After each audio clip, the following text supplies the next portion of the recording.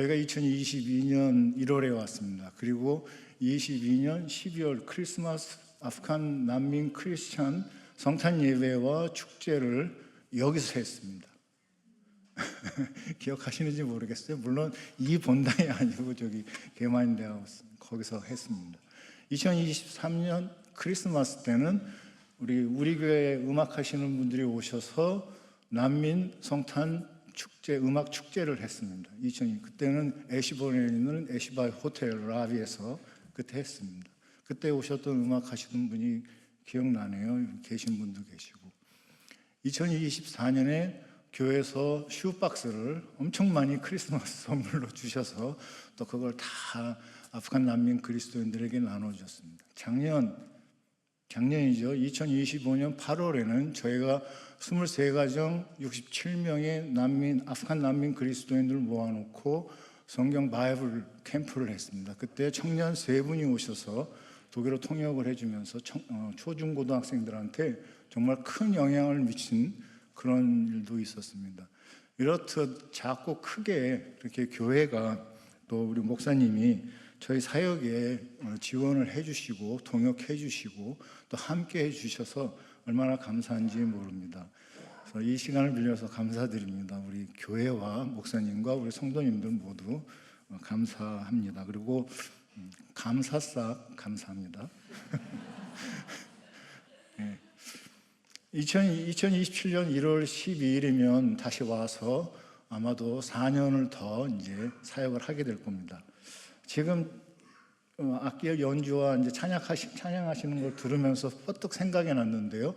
2027년 크리스마스 때는 성대한 음악 축제를 한번 하는 것도 좋겠다. 여기서 그런 생각이 들었어요. 크리스찬들만 모아놓고 아프간 크리스찬들이요. 그런 생각이 들었습니다. 저희 부부가 독일에 들어온 게 2022년 1월인데요. 제 기억에 2022년 4월경 그쯤부터 우리 교회에 나와서 예배를 함께 드린 것 같습니다. 매주일은 아니지만 그래도 자주 종종 예배를 드렸던 것 같아요. 제가 예배를 드리면서 지금까지 기억하는 우리 김만종 목사님의 말씀 중에 가장 기억에 남는 두 단어가 있습니다. 그게 뭐냐면 첫 번째는 교회고 두 번째는 기도라고 생각합니다. 동의하시나요? 예. 하여간 두 개의 목숨 걸고 말씀을 하셨던 것 같아요. 우리가 교회다. 그리고 우리가 기도해야 된다.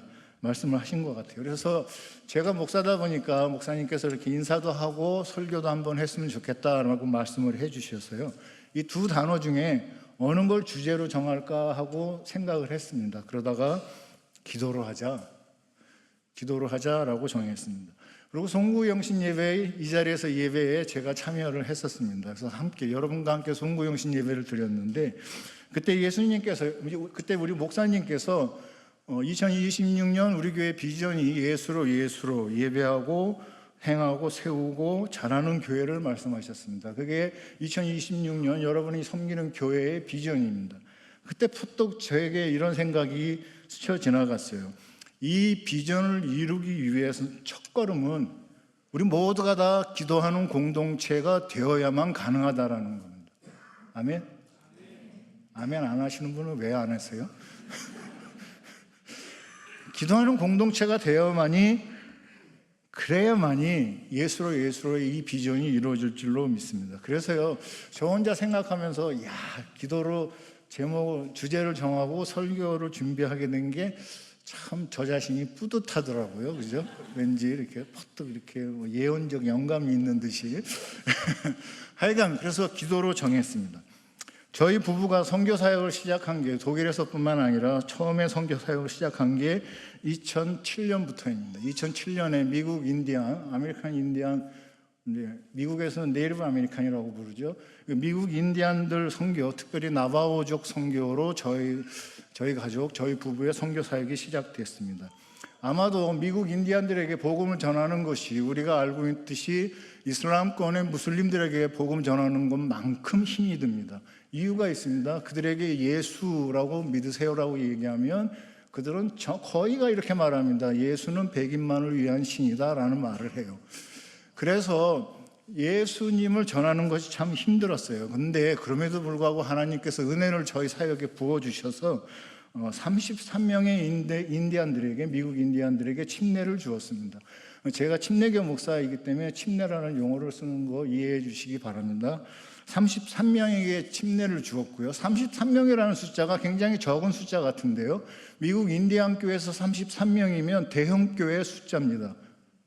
한국이나 미국 교회에서 보면 대형 교회 숫자예요. 그러니까 33명이 사실 역사적 기록을 남길 만한 숫자이긴 해요. 그리고 침례교회에서 말하는 침례는 굉장히 의미가 좀 이렇게 좀 목사님들이나 성도들이 대하는 느낌이 좀 다릅니다. 33명 침례를 줬어요. 저희가 떠나올 때, 그 선교 사역진을 떠나라 하실 때, 저희가 목회하던 교회의 인디안 성도님들이 주일 평균 출석 인원이 30명에서 35명이었습니다. 평균이요? 아니, 60명에서 65명, 죄송합니다. 33명 침례를 줬고요. 60명이라는 숫자는요, 한국교회나 미국교회에서 보면 미국 인디안 교회에서는 메가처치입니다. 엄청나게 큰 거죠. 평균 출석 인원이 10명 미만이에요, 교회가들이. 60명이면 엄청난 거죠. 그렇게 하나님께서 은혜를 그 사역에 부어주셨습니다. 여러분도 계시겠지만 저희 부부가 아프가니스탄에서 사역을 했습니다. 2년 남짓 사역을 했는데요, 폭탄 테러가 난무하는 아주 위험한 속에서도 제가 두 명에게 침례를 베풀 수 있는 은혜를 주셨습니다. 2명이 예수를 믿고 구원을 고백한 거죠. 그리고 우리에게 언어를 가르쳐주던 언어 선생님, 페르시아어를 가르쳐주던 선생님이 1년여의 복음 증거에 의해서 예수님을 영접했습니다. 그러니까 3분이 영접한 거죠. 그리고 3가정이 다 지금은 외국에 나가서 살고 있습니다. 잘 정착해서 살고 있어요. 저희가 다 외국으로 내보냈죠. 지금 저희가 독일에서 사역하고 있는 중에요. 지금 저희가 양육하고 관리하고 있는 아프간 그리스도인 가정이 23가정이고요. 총 인원이 67명쯤 됩니다. 저희 부부가 독일에서 사역을 시작하고요, 이렇게 아프간 기독교 가정 안에서요, 기독교 모태의 아이들이 6명이 태어났습니다. 안 놀래네요? 무슬림 모태가 아니라고요. 무슬림은 태어나면 무조건 그거잖아요. 무슬림이잖아요. 무슬림 모태가 아니라 기독교 모태입니다. 부모가 예수 그리스도를 영접한 이후에 태어난 아이가 6명이라는 겁니다. 그리고 금년 3월에 한 생명이 더 태어나고요. 그리고 저희가 양육하던 2 청년이 결혼했습니다. 새로운 세대가, 결혼한 세대가 만들어지기 시작한 거고요. 금년과 내년에 한 번씩 더 결혼식이 있을 계획입니다. 우리 하나님께서요, 저희가 하던 사역에 이렇게 크게 은혜를 부어주시고 복을 내려주신 데에는 저는 이렇게 믿습니다. 기도의 힘과 능력이다. 기도의 힘과 능력 없이는요, 사역의 열매 절대로 맺어지지 않습니다. 그것이요, 여러분이 교회학교 교사를 하든 어떤 사역을 하든 찬양을 하든 정말로 기도의 힘과 능력이 없이는요, 예배 안에서 하나님으로부터 주어지는 영적 영향력을 행사할 수가 없다는 것이죠. 오직 기도의 힘과 능력만이 우리의 사역의 열매들을 주님께서 맺어주신다고 믿습니다. 영국의 토마스 굿윈이라는 17세기 청교도 목사님이 다음과 같이 기도에 대해서 말씀하셨습니다. 우리가 기도할 때 말 그대로 우리는 하나님께 나아갈 수 있습니다. 그리고 우리의 마음에 있는 것을 말할 수 있고 하나님의 약속에 대하여 우리에게 이루어 주시게 간청할 수 있습니다. 사실 우리는 그분의 약속들에 대하여 신실하게 우리들의 삶에서 이루어 주시도록 요구할 수 있습니다. 이 요구라는 단어를 사용했다는 게 놀랍지 않습니까? 우리가 하나님께 간청할 때 하나님께 요구할 수 있습니다. 이렇게 우리가 담대하게 하나님께 우리의 간청을 요구할 수 있는 이유는, 이 선언은 우리가 정말로 하나님에 대한 본성과 그분의 속성을 믿을 때 가능합니다. 전능하신 하나님 믿으십니까? 아멘이 생각보다 적네요, 그죠? 전능하신 하나님 믿으십니까? 전지하신 하나님, 무소부재하신 하나님, 그분의 자녀들에게 사랑과 은혜와 은총을 아주 그냥 듬뿍 부어주시길 기뻐하시는 사랑의 하나님, 은혜의 하나님, 긍휼의 하나님, 그리고 그분께서 하나님의 말씀, 그분의 말씀 속에서 우리에게 약속하신 것들은 신실하게 지키시고 파기하지 않으시는, 그래서 이루어지시는 신실하신 하나님, 그분이 우리의 하나님이잖아요. 우리의 성경이 밝히 우리에게 말씀해 주시는 하나님에 대한 속성인데, 이러한 속성과 본성에 대한 믿음이 있을 때 우리가 기도할 때요, 하나님께 이거 들어주세요 라고 요구할 수 있다는 거죠. 이게 구딘 목사님의 말씀입니다. 우리가 우리의 하나님, 성경이 우리에게 밝히 말씀하시는 우리의 하나님이 이러한 하나님이시다. 신실하신 하나님, 우리에게 약속하신 걸 파기하지 않으시는 하나님, 항상 들어주실 하나님, 응답해 주시는 하나님, 사랑의 하나님, 전능하신 하나님, 그러게 우리의 문제를 해결해 주실 수 있는 하나님, 이 하나님을 믿을 때 우리는 기도할 수 있습니다. 여러분 생각해 보십시오. 그런 하나님을 믿지 않는데 기도하면 뭐 하겠습니까? 믿음이 없는데 믿으니까 기도하는 겁니다. 사랑하는 성도님들, 이 하나님을 꼭 믿으시기를 바랍니다. 그리고 여러분들이 가지고 있는 여러분들의 이야기들, 하나님께 하고자 하시는 여러분들의 이야기들과 여러분들의 문제들과 여러분들이 가지고 있는 어떤 모든 것들을 다 기도에 담아가지고요, 하나님 앞에 나아가 하나님께 간청하시기 바랍니다. 히브리서 4장 16절에 이런 말씀이 있습니다. 그러므로 우리가 긍휼하심을 받고 때를 따라 돕는 은혜를 얻기 위하여 은혜의 보좌 앞에 담대히 나아갈 것이니라.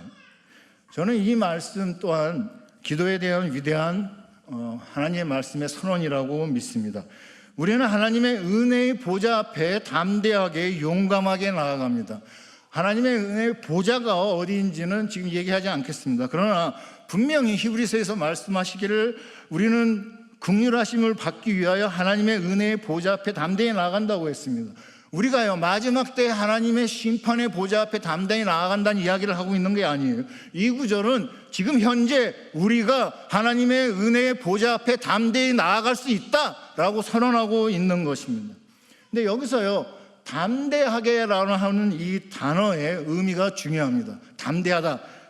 헬라어 의미는요, 어떤 행위를 위한 담대함을 말합니다.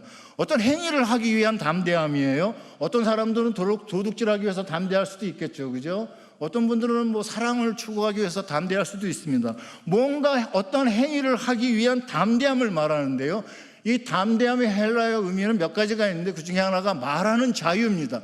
말하는 자유가 있는 거에 담대함이에요. 무엇이든지 우리가 말하고자 원하는 것을 말할 수 있는 자유를 말하는 것이고, 우리들의 말에 대한 담대함을 말하는 것입니다. 그렇다면요, 지금 히브리서 4장 16절에서 우리가 하나님의 은혜의 보좌 앞에 나아가서 담대하게 라고 하는 이 말은 우리 안에 있는, 우리가 가지고 있는 모든 이야기들을 하나님의 은혜의 보좌 앞에 나아가서 자유롭게 담대하게 하나님께 말할 수 있다 라는 것을 이야기하는 것이죠. 이게 기도의 정의 아니겠습니까? 이것이 우리가 추구해야 할 기도가 아닌가 그렇게 믿습니다. 우리 안에 무엇이 있든지 간에 그것을 담대하게 가지고 하나님의 보좌 앞에 나아가 하나님 앞에 자유롭게 담대하게 말씀하시기 바랍니다. 그것이 기도입니다. 이것이 주님께서 우리에게 허락하신 기도라고 믿습니다. 사랑하는 성도님들, 담대하게 하나님께 여러분의 가지고 계신 이야기들을 하나님께 담대하게 자유롭게 말씀하시는 우리 성도님 되시기를 예수님의 이름으로 축원합니다. 오늘 본문 빠르게 살펴보겠습니다. 누가복음 11장 5절입니다. 또 이르시되 너희 중에 누가 벗이 있는데 밤중에 그에게 가서 말하기를 벗이여 떡 3덩이를 내게 구워달라. 오늘 본문을 묵상하다 보면 이런 질문이 생길 수 있습니다. 우리가 우리들의 문제를 가지고 하나님을 귀찮게 할 수 있을까? 왜냐하면요, 이 본문은 너무도 염치 없는 친구의 이야기를 주님께서 하고 계시기 때문입니다. 한 사람이 한밤중에 친구의 집을 찾아갑니다. 그리고 떡 3덩어리를 구워달라고 요구합니다. 이 떡 3덩어리는 큰 케이크 같은 거가 아니죠, 그죠? 중동 지역에 있는 조그마한 떡입니다. 조그마한 빵 3개를 요구하는 겁니다. 응급 상황도 아닙니다. 그런데 한밤중에 친구 집에 찾아가서 문을 두드리고 부끄러움 없이 소리를 지르고 있습니다. 모두 잠들어 있는 시간입니다. 6절입니다. 내 벗이 여행 중에 내게 왔으나 내가 먹일 것이 없노라 하면, 친구 중 한 명이 여행 중에 이 사람의 집을 찾아왔습니다. 여러분도 아시겠지만 중동이나 이스라엘이나 퍼시안 그쪽 지역에서는 손님이 오면 꼭 접대해야 되는 이 문화가 굉장히 강합니다. 그래서 누가 오든지 간에 식사 대접하는 것이 그들의 문화인데, 아마도 이분 집에 한 친구가 밤중에 찾아왔는데 저녁 식사를 안 한 것 같아요. 그러니까 이분이 그분에게 식사를 대접해야 되는데 대접할 여분에 아마도 음식이 없었던 것 같습니다. 7절입니다. 그가 안에서 대답하여 이르되 나를 괴롭게 하지 말라. 문이 이미 닫혔고 아이들이 나와 함께 침실에 누웠으니 일어나 내게 줄 수가 없노라 하겠느냐. 이 한국말 성경은 내게 줄 수가 없노라 하겠느냐, 그럼 잘못 이해하면 줄 수 있다로 들릴 수 있어요. 그죠? 영어 성경에 이렇게 써 있습니다. I cannot get up, give you anything? 이러고 물어봅니다. 그러니까는 자기 일어나서 줄 수가 없다라는 거죠. 우리를 힘들게 하지 마라. 이미 문은 닫혔고, 그리고 우리 가족들은 지금 침상에 누워서 나와 함께 잠을 자고 있다. 예루살렘 그 성 안에 있는 집들은요, 작은 집들이 탁지탁지 부여 있다고 합니다. 그래서 그 집에 들어가 보면 작은 방 안에 매트리스 같은 거 침낭 깔고 온 가족이 모여 자는 것이 예수님 시대의 예루살렘의 보편적 모습이었다고 그래요. 그러니까 내 아이들과 함께 내가 침상에 누웠다라는 말이 사실이겠죠. 그게 현실적으로 그 당시에. 예수님께서는 이 말씀까지 하시고 그 다음에 어떻게 진전이 되어졌는지는 말씀 안 하십니다. 8절 보시겠습니다. 내가 너희에게 말하노니 비록 벗됨으로 인하여는 일어나서 주지 아니할지라도 그 간청함을 인하여 일어나 그 요구대로 주리라. 여기서 간청함이라는 단어에 주목을 해야 됩니다. 간청하다. 한글 사전은요, 간절히 애원하다라고 얘기하고 있습니다. 정의를 내리고 있습니다. 제가 미국에서 왔기 때문에 영어 성경을 예로 들겠습니다. 죄송합니다. 독일어로 안 해서. NASG라는 유명한 성경책이 있습니다. persistence, 집요하게라는 뜻입니다. NIV, shameless, 부끄러울 줄 모른다라는 뜻입니다. 킹 제임스 버전, importunity, 끈질기다라는 뜻입니다. ESV, 제가 가장 좋아하는 영어 성경인데 impudence, 뻔뻔스러움, 이렇게 다양하게 번역하고 있습니다. 한국어 성경은 간청함으로 인하여 라고 예수님께서 말씀하셨어요. 간청하다, 간절히 애원하다. 그런데요, 영어 성경은 이렇게 네 가지가 각기 다른 단어를 사용하고 있습니다. 많은 목사님들이 이렇게 번역본이 다르면 그 중에서 자기의 신학적 견해와 생각에 맞는 듯한 단어 하나를 선택해서 그걸 가지고 얘기를 해요. 그런데 한번 생각해 보십시오. 영어 성경 네 가지가 다 각기 다른 단어를 사용했다는 이야기는 어느 단어를 써도 무방하다라는 얘기입니다. 다 그것이 헬라어의 원어에 크게 위배되지 않는다라는 것이죠. 그래서 저는 오늘 이렇게 한번 읽어보고 싶습니다. 8절을 영어 성경 4개를 그대로 다 인용하겠습니다. 내가 너희에게 말하노니 비록 벗됨으로 인하여 일어나서 주지 아니할지라도 그 집요하고 고집스럽게 끈질기게, 그러면서 창피함이나 수치스러움, 부끄러움을 모르고 뻔뻔하게 조르는 것으로 일어나 그 요구대로 주리라.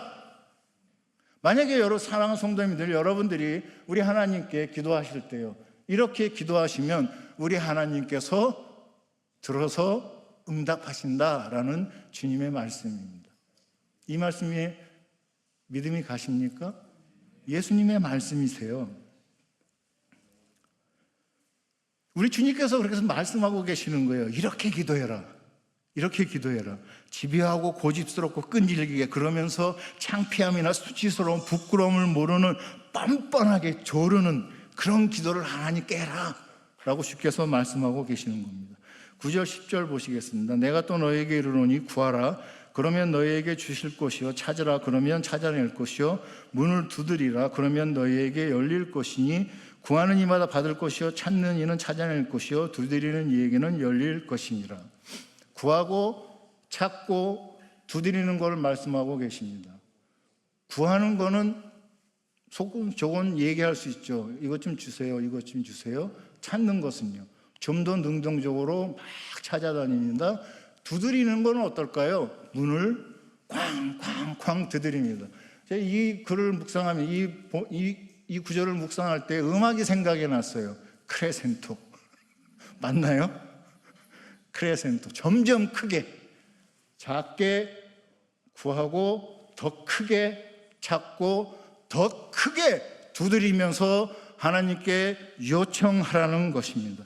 더욱 담대하게 대문을 꽝꽝 두드리면서 하나님께 기도하라는 것이죠. 11절입니다. 너희 중에 아버지 된 자로서 누가 아들이 생선을 달라 하는데 생선 대신에 뱀을 주며 알을 달라 하는데 정갈을 주겠느냐. 주님께서 처음에는 비유의 말씀 속에서 친구를 등장시켰습니다. 지금 주님께서는요, 친구에 대비되는 존재로서 하나님의 아버지 되심을 말씀하고 계신 겁니다. 친구는요, 오늘 본문 속의 친구는 나 못 줘, 아무리 간청해도 나 못 줘 라고 얘기하는 모습을 보였어요. 그러나 주님께서 말씀하십니다. 우리의 아버지 되시는 하나님, 그분은 우리의 간청에 들어 응답하실 거라는 거죠. 여기서 지금 본문 속에서 생선과 뱀, 계란과 또 정갈을 대비시키고 있습니다. 그렇죠? 생선, 계란, 뱀, 정갈. 생선과 계란은 어떤 겁니까? 우리의 삶에 꼭 필요한 요소들이죠. 그렇다면 뱀과 정갈은요, 우리 삶의 위험을 초래할 수 있는 것들입니다. 한번 보세요. 왜 하필이면 예수님께서 이 두 개를 대비해서 말씀하셨을까요? 우리 하늘 아버지께서는요, 우리에게 필요한 그 모든 것, 우리의 삶을 영위하기 위해서 필요한 모든 것들을 공급하신다. 동시에 이 모든 위험으로부터, 이 땅에서 삶을 살아갈 때 우리에게 닥칠 수 있는 모든 위험으로부터 우리 아버지 하나님께서 너희를 지키실 것이다. 그러니 기도해라 라고 말씀하시는 것이죠. 마태복음 7장 9절에는요, 병렬 9절에서 이런 말씀이 더 있어요. 아들이 배가 고파서 떡을 달라고 하는데 뭘 준다? 돌을 줄 아버지는 없죠. 그죠? 떡을 달라고 하는데 돌을 줄 아버지는 없습니다. 떡과 돌을 또 대비시키고 있죠. 떡이 어떤 것입니까? 우리의 생명을 보존하고 우리의 삶을 지속적으로 영위하는 데 가장 필요한 요소입니다. 그것이 떡이에요. 밥이라는 것이죠. 정말 중요한 것이죠. 하나님께서는요, 우리 주님께서 지금 또 말씀하시는 거죠. 너희가 이 땅에서 삶을 살아가는 데 필요한 모든 것, 가장 중요한 요소들 우리 하나님께 간구해라. 그럼 우리 하나님 아버지가 주실 것이다, 응답해 주실 것이다 라고 말씀하고 계시는 겁니다. 13절 보시겠습니다. 너희가 악할지라도 좋은 것을 자식에게 줄 줄 알거든 하물며 너희 하늘 아버지께서 구하는 자에게 성령을 주시지 않겠느냐 하시니라. 여기서 우리가 주목해야 하는 것은요, 주님께서는 너희 중에 악한 아버지가 있다라고 말씀하고 계시는 게 아닙니다. 죄송한데요, 여기에 3분의 1 이상은 아버지이신데 지금 예수님께서 이렇게 말씀하시는 거예요. 이 땅에 있는 아버지들, 육신의 아버지들은 다 악하다라고 얘기하고 계십니다. 자, 보세요. 저와 여러분 인간이잖아요. 그죠? 우리의 본성이 어떻습니까? 우리가 입을 열고 생각하고 말하고 하는 그 모든 것들이 우리의 본성 자체가 아직 부패하고 타락한 상태에 있기 때문에요, 나오는 모든 것들이 악할 수밖에 없습니다. 예수님께서는요, 지금 너희들은 악하다라고 우리의 본성에 악하고 추함을 들춰내고 고발하고 계시는 거죠. 우리는 아직 죄인입니다. 어떻게 보면요, 그죠? 예수 믿고 거룩함을 입었지만 그러나 우리의 본성이 아직은 타락한 가운데 있을지 모릅니다. 그럴지도 몰라요. 우리 주님께서 말씀하십니다. 너희들은 다 악한 아버지다. 이 이야기가요, 이 장 처음에 보면 제자들이 예수님께 우리에게 기도를 가르쳐 주세요 라고 말씀하시고 주기도문을 쭉 가르쳐 주시고 기도에 대해서 쭉 얘기하시는 거예요. 그러면 지금 너희 아비는 다 악하다라고 할 때 그 너희가 누구겠습니까? 예수님의 제자들이에요. 인간의 모든 아비들, 육신의 아버지들은 다 부패하고 타락한 본성을 가진 악한 아비들이다. 그런데요, 예수님께서 그 인간의 본성에 더럽고 부패한 악한 아버지들도 뭐라고 그러세요? 자기 자녀들에게는 좋은 것으로 주려고 한다라고 말씀하시고 계십니다.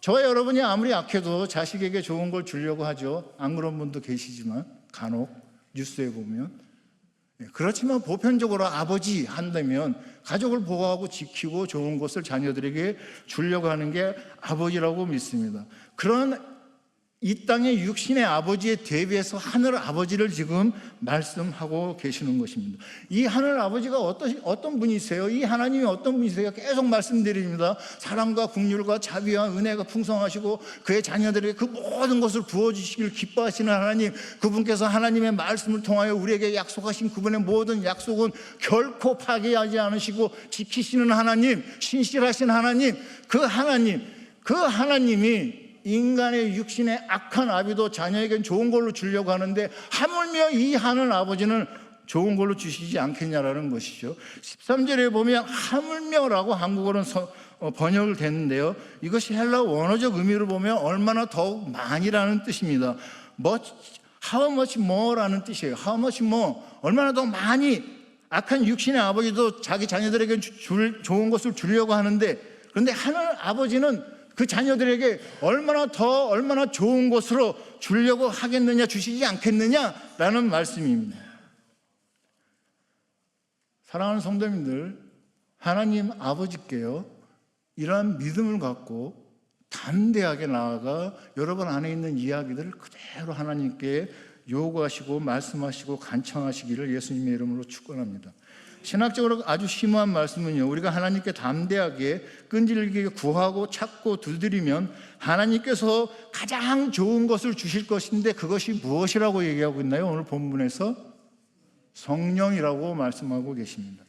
어떤 분들은 성령을 문자 그대로 얘기를 합니다. 그래서 성령을 주신다. 그런데요, 여기서 저는 그렇게 받아들이지는 않습니다. 여러분들이 스스로 확신을 가지고 내가 예수 그리스도의 십자가의 보혈의 피로 내 믿음으로 하나님의 은혜로 내가 구원을 얻었다라고 고백하십니까? 여러분, 구원의 고백을 하십니까? 어떻게 고백을 하실 수 있나요? 내 안에 성령이 계시기에, 그분이 우리 안에서 역사하시기에, 우리가 예수 그리스도를 구주로 고백하고 또 우리의 구원의 확신을 갖게 되는 줄로 믿습니다. 그러게 어느 분들이 얘기하듯이 성령을 새롭게 줄 것이다 라는 의미는 별로 합당한 것 같지 않습니다. 은사주의자들은요, 성령의 은사들을 얘기합니다. 성령을 주신다라는 것은 신유, 방언, 예언, 이런 성령의 은사들을 주신다라고 얘기하는데, 저도 그 부분들은 크게 이렇게 와 닿지 않습니다. 제가 생각하는 것은요, 이것입니다. 성령 하나님이 누구십니까? 성경이 말씀하고 계시는 성령 하나님이 누구세요? 그분은 우리의 능력입니다. 그분은 우리의 도움이십니다. 그분은 우리의 지혜이십니다. 그분은 진리 그 자체이십니다.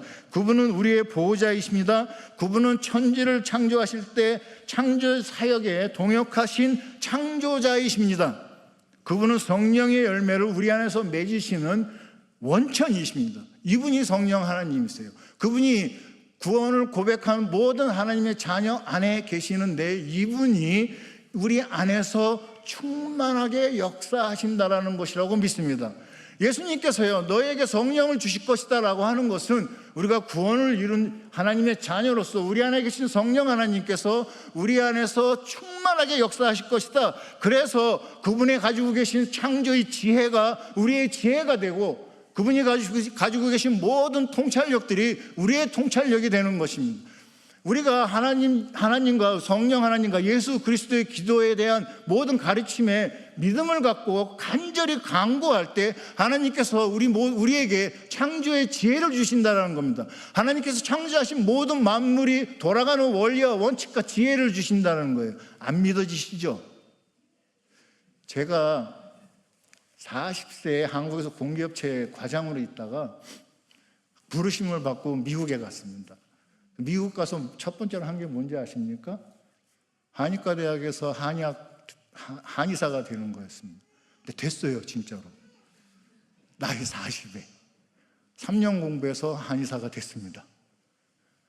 제가 미국 가서 한의학 공부한다니까 제 아버님은 제 아내를 붙잡고 네가 좀 말려라, 제 공부 진짜 싫어하는 애인데 무슨 그 나이에 한의학을 공부한다고 미국까지 가냐. 제 친구들, 저를 아는 모든 친구들이 넌 절대로 공부할 애가 아니야, 너 가서 안 돼, 너 이게 어떻게 의학 공부를 하냐, 그 많은 거 어떻게 외우고 막 그러는 거죠. 사실 그랬습니다. 근데요, 한 번에 시험 붙었어요. 재수 안 했습니다. 기도했습니다.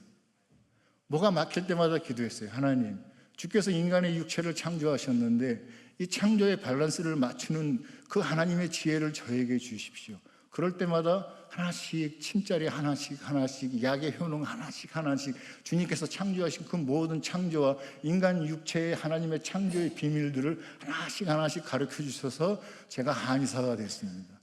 그리고 그때 당시에요, 제가 미국에서 한의사로 좀 있을 때 진짜 LA에서 이름 날리던 한의사였었는데 그 소문 못 들으셨죠? 네.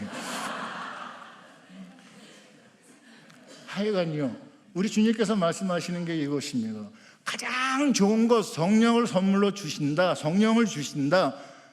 그 성령을 주신다는 이야기는 제가 말씀드린 그 모든 성경이 이야기하는 성령 하나님이 내 안에서 충만하게 역사하신다라는 겁니다. 여러분이 문제를 가지고 계십니까? 그 문제보다 크신 분이 하나님이신데 우리가 그 하나님께 간구하면 그 하나님, 그 문제보다 크신 위대하신 하나님, 신실하신 하나님, 사랑의 하나님이 그 문제 해결하지 않을까요? 해결해 주실 줄로 믿습니다. 그런데요, 해결이 안 되면은요, 그럼에도 불구하고 그 하나님께서는요, 그 문제를 이기고 극복하고 승리하며 살아갈 수 있는 힘과 능력과 믿음을 주실 줄로 믿습니다.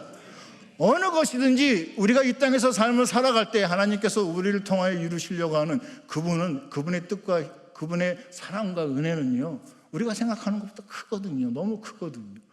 간절히 기도하시기 바랍니다. 어떻게 해요? 다시 한번 읽겠습니다. 집요하게 고집스럽게 끈질기게 수치스러운 부끄러움을 개의치 말고 뻔뻔하면서도 성가시게 조르며 기도해라. 이것이 오늘 본문의 말씀입니다. 그렇게 기도하셔서요, 여러분 안에 계신 내주하신 성령 하나님이 여러분 안에서 충만하게 역사하시기를 주님의 이름으로 축원합니다. 에베소서 3장 20절 한 절만 더 보겠습니다. 우리 가운데서 역사하시는 능력대로 우리가 구하거나 생각하는 모든 것에 더 넘치도록 능히 하실 이에게, 이 말을 오해하시면 안 됩니다. 우리가 그냥 기도도 하지 말고 그냥 생각이나 하자 이런 뜻이 아닙니다. 그럴지언정 우리가요, 너무 힘들면 펄썩 주저앉잖아요. 그러면서 아이고 하나님 내가 어쩌고 하고 한탄의 한마디를 하더라도요, 그것이 강구가 되어 주께서 들어주신다라는 겁니다. 우리의 탄식, 우리의 한숨, 우리의 강구, 우리의 기도, 그 모든 것들에 대하여 하나님께서 들어주신다라는 거예요. 그런 우리 하나님을 믿고 기도하시기 바랍니다. 하나님은 우리의 이웃이 아니에요. 하나님은 우리의 친구도 아닙니다. 하나님은요, 저 멀리 천상에 홀로 유아독존하고 계시는 분이 아닙니다. 그 하나님, 우리의 하나님은요, 우리 안에 계시는 하나님입니다. 우리와 함께 하시는 하나님입니다. 그 하나님이요, 영으로서 성령의 하나님이 우리 안에 계십니다. 그 하나님이요, 예수 그리스도의 영으로 우리와 함께 하시고 계신 겁니다. 그러기에요, 담대하게 포기하지 말고 부끄러워하지 말고요, 끈질기게 하나님께 구하고 찾고 두드리십시오. 그러면 하나님께서 주시는 정말 놀랍고 신비한 은혜와 복을 누리실 줄로 믿습니다. 언제까지요? 예? 응답될 때까지. 이 기다려라, 이것도 응답이라고 얘기하는데요, 저는 못 기다립니다. 끝까지 기도해서 응답될 때까지 기도합니다. 2026년 우리 교회 비전을 교회와 여러분의 삶 속에서 이루고 싶으십니까? 이렇게 기도하십시오. 그러면 2026년까지 이렇게 가열차게 기도하시면요, 응답될 줄로 믿습니다. 그래서 2026년이 다 하는 그때에는 송구영신 예배에 모였을 때 우리 모든 성도님들이 고백할 수 있는 것이, 우리가 이렇게 기도하고 교회를 섬겼더니 우리 주님께서 우리 교회의 비전을 이루어 주셔서 예수로 충만한 교회, 그래서 예배하고 섬기고 또 잘하고 그런 교회가 되어져 있을 줄로 믿습니다. 열심히 가열차게 더욱더 치열하게 기도하시기 바랍니다. 끊임없이 기도하시기 바랍니다. 그래서 여러분이 섬기는 교회가요, 비전 따라 큰 은혜와 복을 받고요, 사랑하는 성도님들 모두도 이 교회가 받은 그 복만큼, 그 은혜만큼 그렇게 누리시기를 예수님의 이름으로 축원합니다. 제가 여기까지 원래 설교 문서 원고를 딱 작성을 하고 목사님께 탁 보내려고 하는데 갑자기 이 생각을 탁 주시는 거예요. 그래서 물론 보내려고 하다가 이걸 추가했습니다. 마지막으로 한마디만 더 드리겠습니다. 저 선교사예요. 영혼 구원을 제 목숨보다 귀하게 생각합니다. 한 영혼을 구원하는 것이. 그래서요, 제가 이 말씀 묵상하면서 맨 마지막에 성령을 주실 것이다 라는 이 말씀에 묵상과 묵상을 묵상하다가 마지막에 이 말씀을 주시는 거예요. 사도행전 1장 8절입니다. 뭐라고 하시나요? 우리가 정말 열심으로 기도하면 하나님께서 성령을 주신다고 그러셨잖아요. 예수님께서 이렇게 말씀하셨어요. 오직 성령이 너희에게 임하시면 너희가 권능을 받고 예루살렘과 온 유대와 사마리아와 땅끝까지 이르러 내 증인이 되리라. 우리 모든 구원받은 하나님의 자녀들, 하나님의 백성들이 누릴 수 있는 가장 크고 놀랍고 신비한 은혜와 복은 예수 그리스도의 십자가를 전하는 것입니다. 예수 그리스도의 구원의 복음을 증거하는 것이에요. 기도 열심히 하십시오. 그리고 이 지역사회에서, 이 독일 땅에서 우리 교회가 영혼 구원을 위해서 가열차게 일어나 움직여가는, 그래서 큰 구원의 열매 맺는 교회 되시기를 예수님의 이름으로 축원합니다.